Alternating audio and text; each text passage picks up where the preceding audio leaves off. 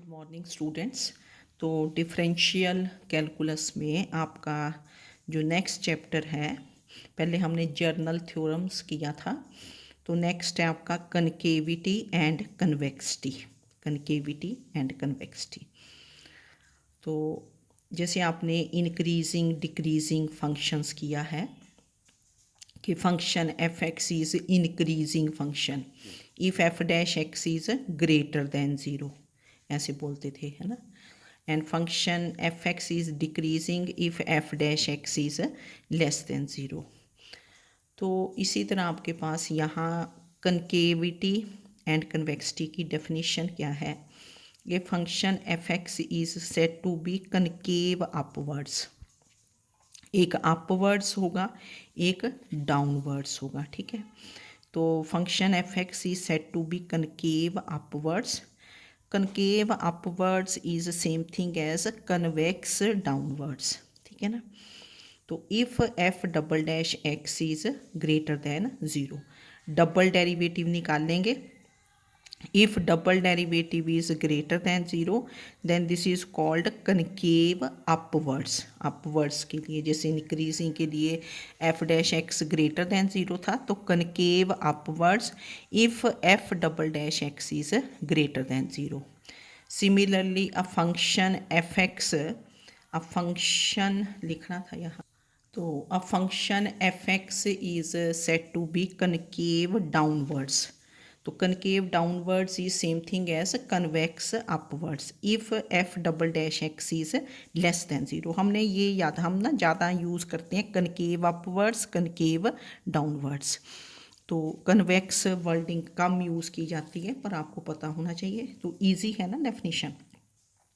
Double derivative if F double dash x is greater than 0, then this is function is concave upwards, and if f double dash x is less than 0, then the function is concave downwards. फिर एक definition है हमारे पास point of inflection.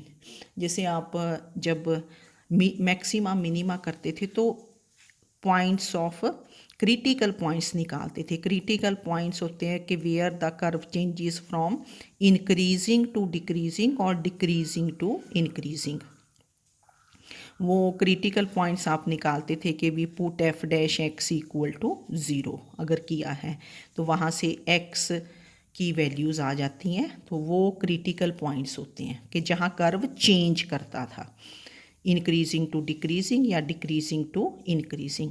तो इसी तरह यहाँ के the points where the curve changes from concave upwards to concave downwards और वाइस वर्सा, कि और from concave downwards to concave upwards, they are called points of inflection. उनको बोलते हैं पॉइंट्स ऑफ इन्फ्लेक्शन। जहाँ कर्व चेंज करेगा from concave upwards to concave downwards और concave downwards to concave upwards, they are called points of inflection. तो ये दो तीन नए वर्ड्स आए ना, concave upwards concave downwards and points of inflection. जैसे देखो मैंने एक ग्राफ ड्रॉ किया आपके लिए, ये वाइज साइन एक्स, ये सबसे बेस्ट रहता है आपका वाइज साइन एक्स।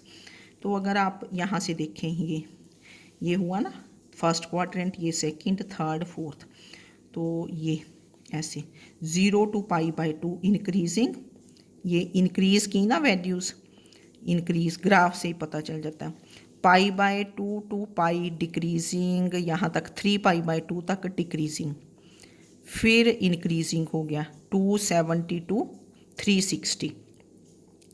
अब ये तो इंक्रीजिंग की बात थी कि यहाँ से फंक्शन इंक्रीज़ किया फिर डिक्रीज़ कर दिया pi by 2 to 3 pi by 2, decrease करती गई वैल्यूज़ ये ऐसे।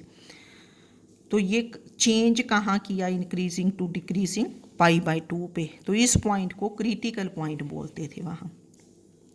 अब कनकेव अपवर्ड्स में और कनकेव डाउनवर्ड्स, ऐसा जो ग्राफ होगा ये नीचे को, ये जिसकी पोजीशन ऐसे नीचे को होगी, वो क्या होगा कनकेव डाउनवर्ड्स, के which does not hold water ऐसे भी बोलते हैं। ये इस टाइप का ग्राफ कनकेव डाउनवर्ड्स है। और जो ये इस टाइप ऊपर को ये पाई टू 2 पाई क्या हुआ, concave upwards which holds water जैसे। तो graph of sine x is concave downwards from 0 to pi and from pi to 2 pi concave upwards. और फिर इसी तरह अगर आप इधर को जाएं नेगेटिव में तो 0 टू माइनस पाई टू 0, क्योंकि जब भी आप इंटरवल लिखते हो पहले छोटा पॉइंट, तो -180 स्मॉलर होगा ना, तो -180 to 0 the curve is concave upwards, और -2 pi to pi the curve is concave downwards. ठीक है, और इसमें पॉइंट ऑफ इन्फ्लेक्शन क्या हुआ, जैसे पाई क्योंकि 0 टू पाई कनकेव डाउनवर्ड्स था, पाई टू 2 पाई अपवर्ड्स, तो पाई पे चेंज हुआ ना, पाई पे कर्व चेंज कर गया फ्रॉम डाउनवर्ड्स टू अपवर्ड्स, तो pi is point of inflection. और सिमिलरली हेयर कि -pi to 0 upwards, -2 pi to minus pi downwards, तो -pi is point of inflection जहाँ कर्व चेंज किया। ठीक, तो ये डेफिनेशन देख लेनी है। तो इसमें जब आपको पॉइंट्स ऑफ इन्फ्लेक्शन फाइंड करने हैं तो कैसे फाइंड करेंगे, we find the second derivative, फिर find the values of x where second derivative is 0 और where the second derivative fails to exist. कई बार सेकंड डेरिवेटिव जैसे डिनोमिनेटर में कुछ टर्म आ जाती है, तो वो डेरिवेटिव कहाँ नहीं एग्जिस्ट करेगा, वेयर डिनोमिनेटर इज 0। तो पॉइंट्स ऑफ इन्फ्लेक्शन कैसे निकालोगे आप, you find second derivative, points of inflection are given by second derivative equal to 0 और where the second derivative fails to exist, कि जहाँ ये डेरिवेटिव एग्जिस्ट नहीं करता। कि सपोज आपके पास वैल्यूज़ आ जाती हैं, कोई एक्स इज 0 आ गया, 1 आ गया, -2 आ गया, 3, कुछ भी वैल्यूज़ आएंगी एक्स की, तो हमने जैसे एक्स की वैल्यूज़ ले ली A B C, फिर हम एक एक करके चेक करेंगे कि whether that point is a point of inflection और नॉट।